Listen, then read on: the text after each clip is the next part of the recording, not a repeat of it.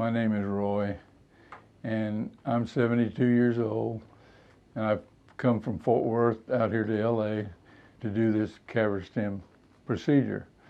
Very easy, very simple, very professional, all the way through.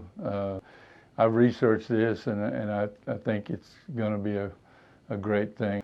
The stem cells, coming from my body to my body, is very safe. I think it's going to be very successful.